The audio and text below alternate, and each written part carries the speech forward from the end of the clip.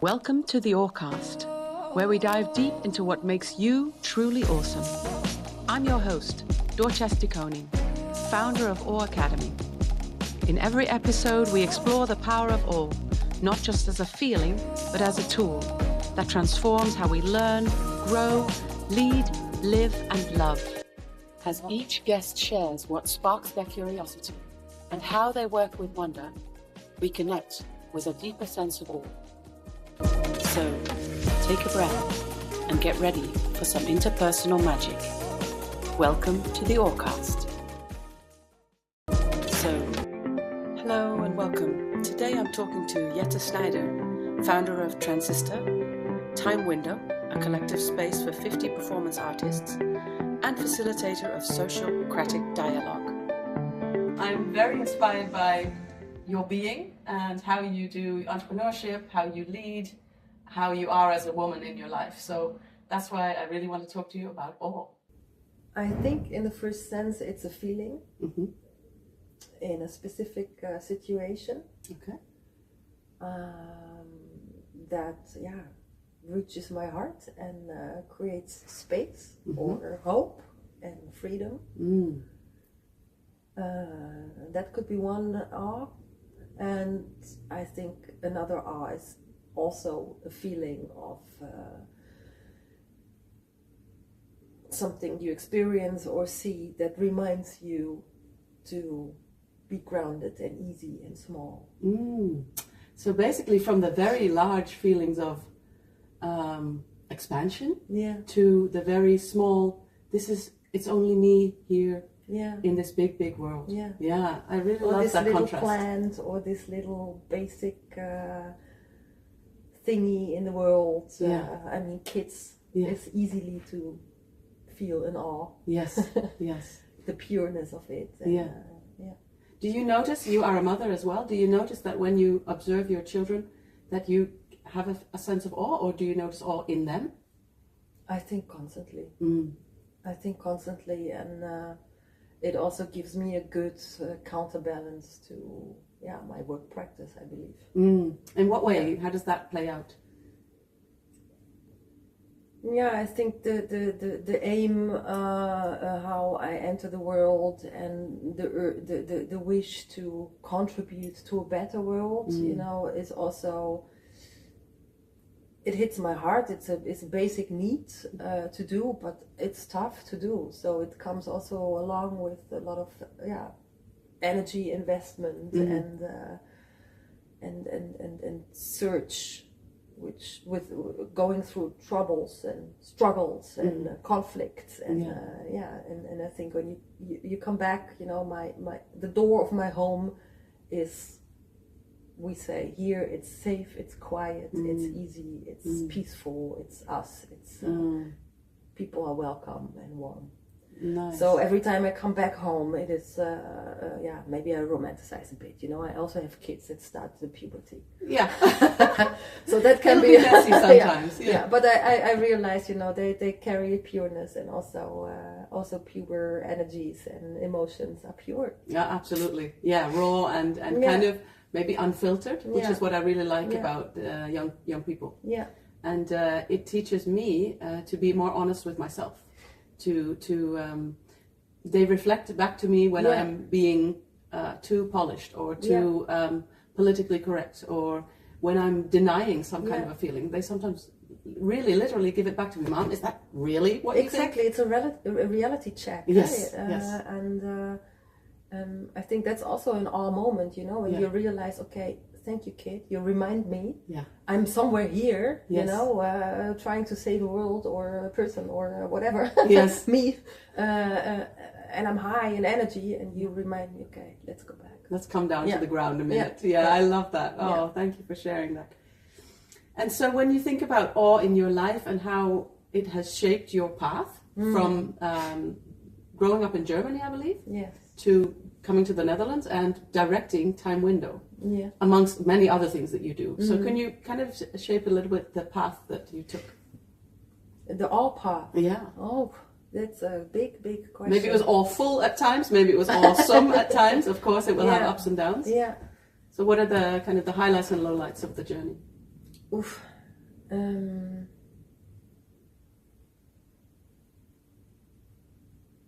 It's a big question. I think all moments are also moments of shifts and turns, or realizing, this is what I want to do. Yes. And maybe they're rare in a fast world. Yeah. So the reason, for example, why I came to Holland and for the dance study by then, another life, is an awe moment when you go into the theater and you see this wonderful piece, and you're sucked in. Yeah. There something mysterious happens and it makes a click. Yeah. And then all of a sudden, unconsciously, it creates an awe, and Yeah.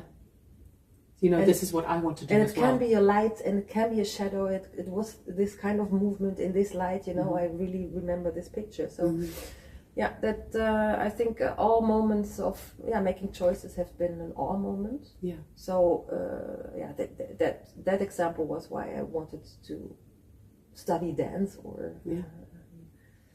and then move to the Netherlands. I think I went with the dance group, amateur dance group, to Rotterdam, and I think the city also was an awe moment for me. Oh yes, yes. Coming from a smaller town in this big city with this Erasmus Bridge, the very industrial lighting. city. Yes, it the roughness and that hit me. But then, and I knew, okay, this is the place I want to go. Yeah. And so somehow it resonated with your energy, with your inner fire. Yeah. And also the shift from the dance world to studying management and policy was also a moment, in practice you experience, this is a struggle, this is a barrier, this is not moving further. Why is there something blocking? I want to know what is this infrastructure of power games and relationships that are not healthy. That was also a frustrating moment that made me choose going to management and policies. Interesting. I wonder, does it have any relation to your dance experience? As a dancer, did you experience stuckness or rigidity? I think it always right away hits my body. Yeah. I feel it. You get stuck, you get a headache, you get the cramps. Yes. So when something isn't working or it doesn't seem to be functioning or moving forward, you feel this in your body? Yeah. Cool. Yeah, and I know how to read it. Yes, so that's a good addition.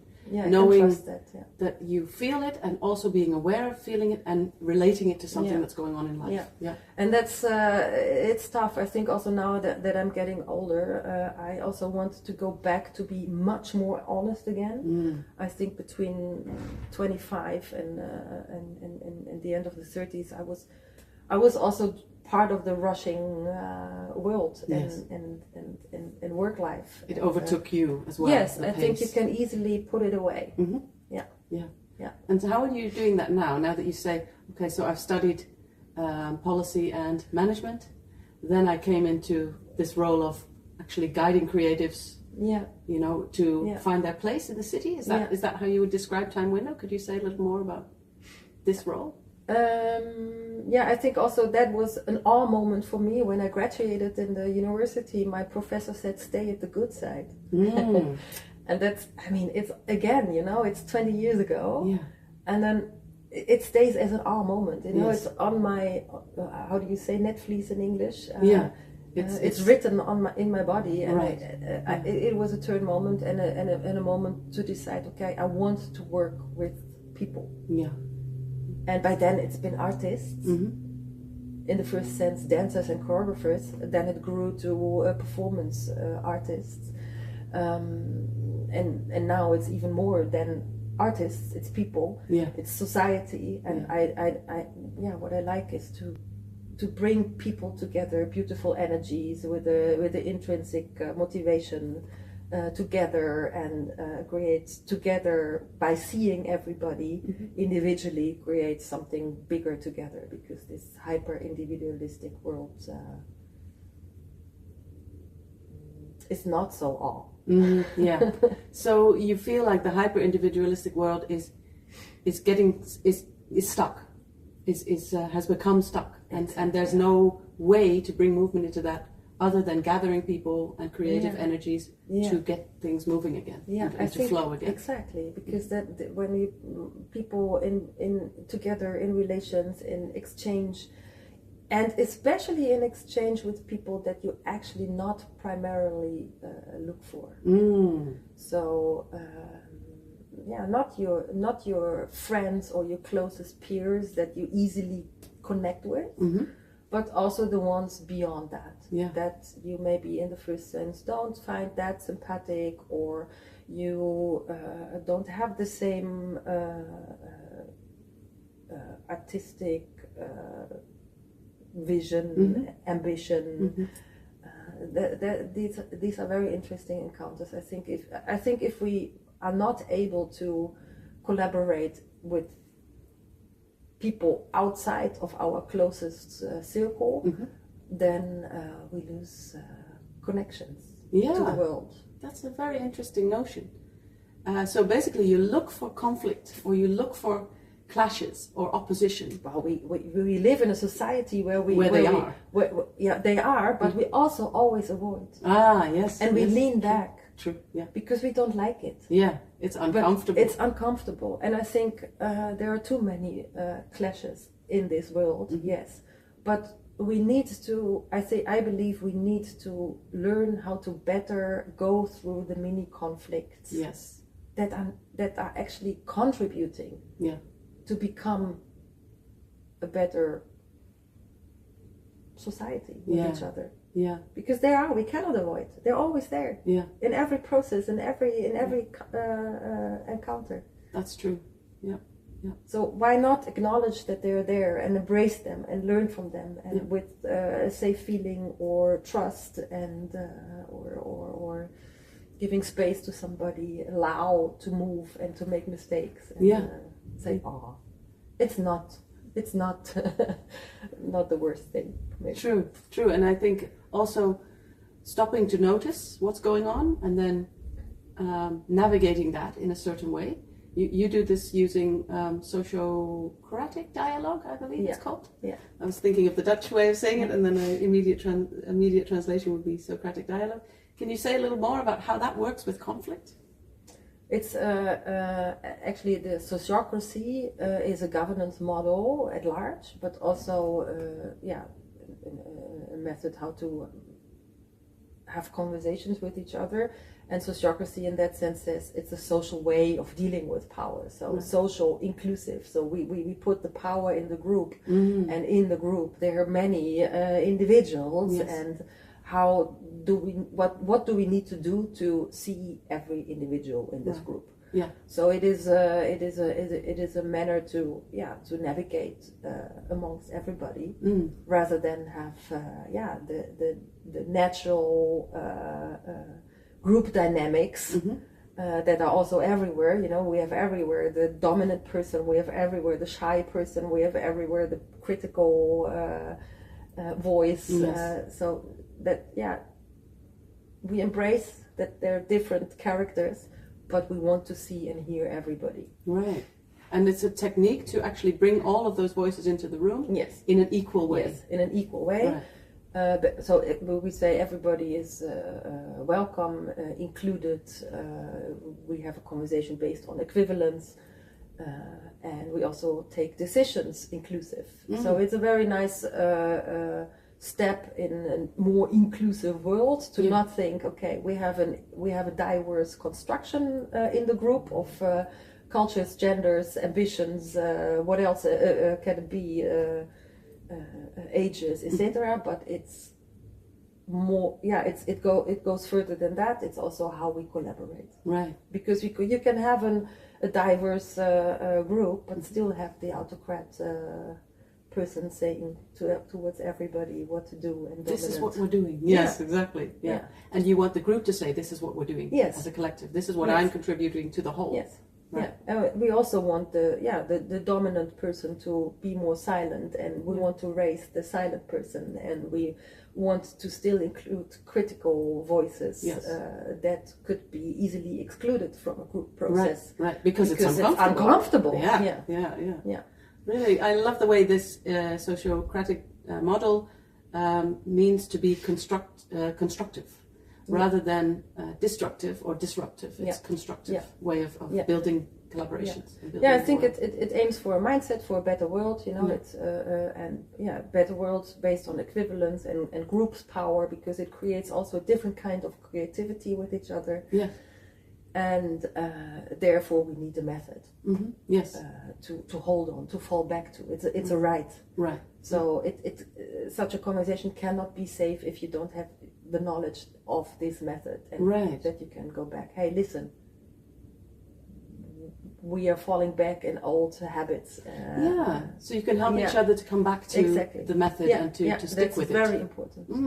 Because it's also, even if you are very experienced in this method, we easily fall back in our behavior that we have learned all our lives. Yes. Also, the part of becoming emotionally mature, or at least owning your emotions, to say the least. And I don't know if we're ever mature, but we learn to hold our emotions, and we learn to share them in ways that are constructive, rather than falling back into patterns of childishness or feeling hurt and then retreating from the conversation. So staying with the emotion and staying in the conversation. Yeah, beautiful. Because also emotion is a very important contribution, because it tells us something. Yes. Right. Yeah. It's an argument. Yeah. Exactly. So this kind of brings to mind the feeling in your body that something is not quite right, or something doesn't feel quite in flow. It could relate to an emotion. So the emotion might be causing this feeling in the body. Yeah. Or vice versa. Your body could be the first signal to say, listen, there's something going on. Yeah. And in professional environments, we are not allowed to show these emotions, often. Yeah. And then especially you as female, you're too emotional. I don't have this dialogue with you anymore. Yeah. But I think it's very important, because it tells us something. Yeah. And people, more about the brain, what happens in the brain when the emotion comes up. But what do we need to get beyond this emotion? Yeah. I really love how you do that, and how you work with that, and how your dance practice basically opened your world to a society practice. And I'm also very curious how the slowing down that you referred to a little while back in the conversation, you said, I'm stepping away from the rush. So how does this work in your life? Not yet. Okay. It just only begun this week. I think I realized that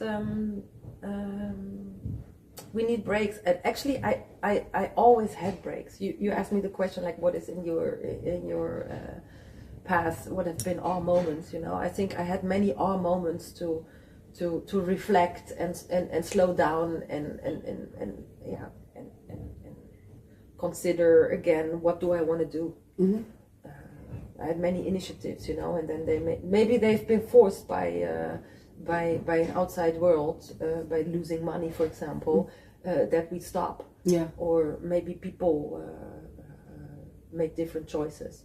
But I'm again in such a moment. We're sitting here in Time Window, which was for 10 years an extraordinary experiment of 50 artists collaborating as community and building a community organization. Not one person organizing a community, but them being an organization.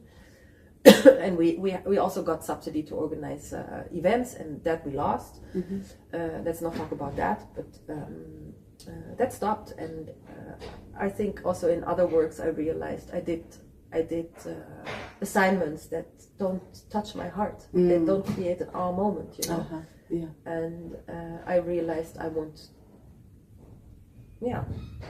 to reflect again on what kind of projects do I find important. Yeah. So they truly align with what you believe in. Yeah. What you want to build and contribute to. Yeah. And what brings you awe. Yeah, and that comes back to stay at the good side, let's say, or it comes back to I want to work with people. Yeah.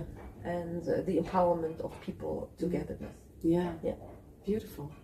I think it's so the way you really choose for this, and also choose to take a moment away from it all, or however long that might be, to feel and reflect upon this. Yeah, you see, and then I have this experience myself in my own body, being part of a community of 50 artists for 10 years and doing it in this inclusive way. Yeah. It had so many learnings. It was not always comfortable, not at all. But I think these are the greatest learning moments. Yeah. And now I'm in a situation where I think, we live in a world with so much damage and war and questions about the future.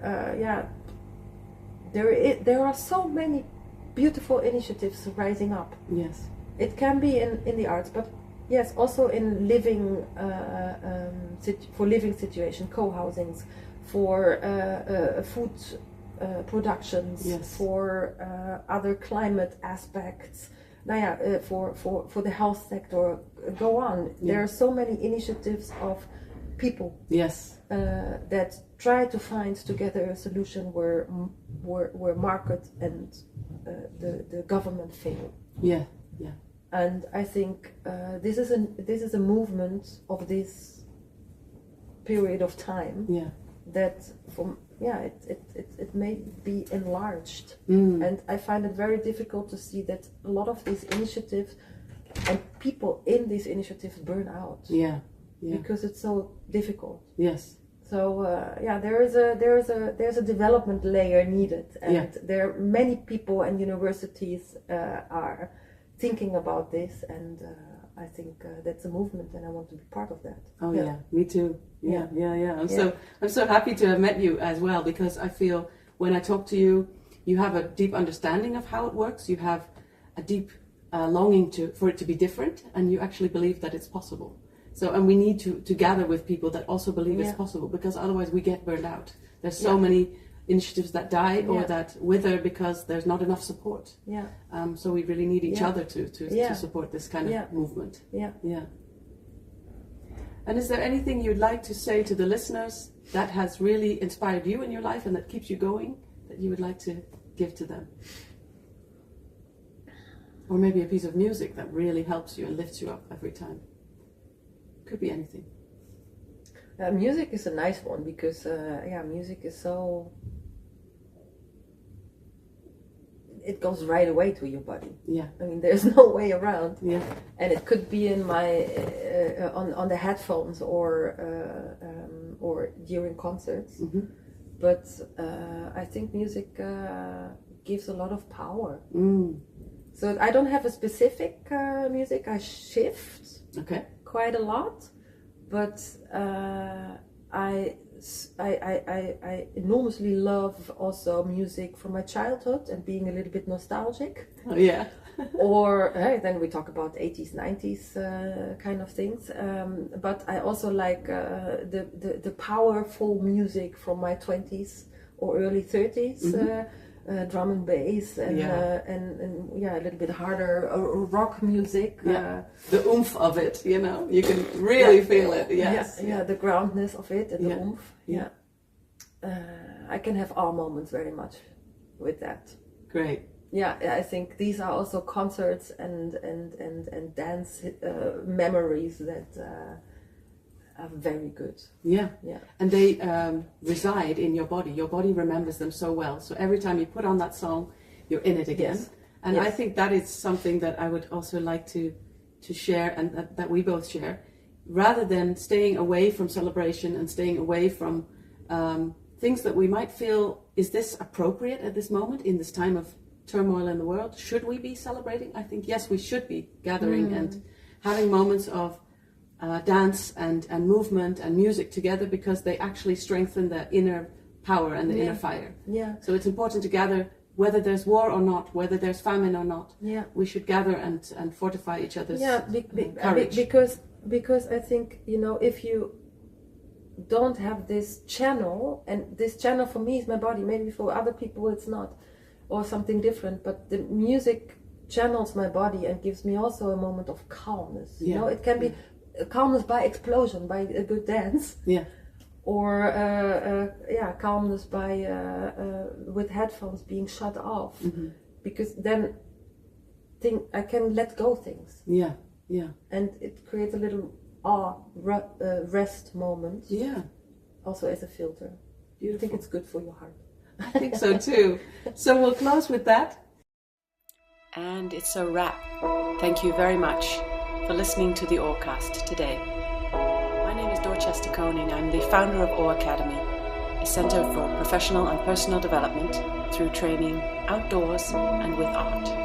If you're interested to know more, look me up on oaracademy.live.